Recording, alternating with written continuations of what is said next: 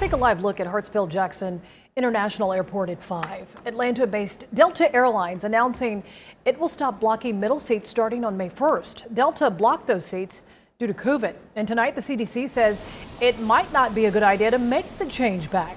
CBS 46's Yasmina Alston live at the airport on what it means for all of us tonight. Yasmina.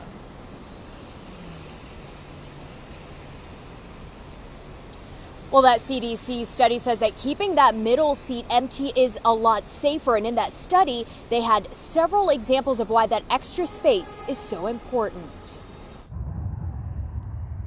During ever-changing times, empty middle seats on the plane are now mostly a thing of the past, but the CDC suggests we bring it back. I think it's a good idea. Through a new study, experts say keeping that seat empty means less exposure. Check out these pictures. They break it down. For example, there was a 23% exposure reduction for a passenger who was in the same row and 2 seats away from an infected person rather than in an adjacent middle seat. The exposure to COVID will always be there. The thing is, what do we do with that information? Wearing a mask and actually getting vaccinated tremendously decreases risk of infection. We asked Metro Atlanta Dr. Cecil Bennett about this study. He says the difference between exposure and transmission is important to note. The fact that you have to wear a mask and that at least 40 to 60% of the individuals flying have been vaccinated against COVID, that it's reasonable that if people are sitting in middle seats, the risk of them being infected is relatively low.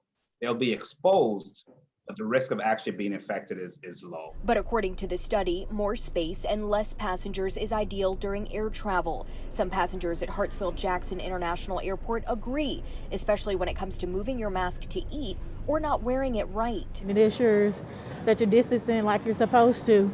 I prefer it. Yeah. Me personally. I guess as long as everybody got their mask on, I feel like that's enough safety right there for me, I guess. And keep in mind that the CDC does recommend that you don't travel unless you're fully vaccinated. And of course, as always, to wear a mask when doing so. Live at Hartsfield-Jackson International Airport, Yasmina Alston, CBS 46 News.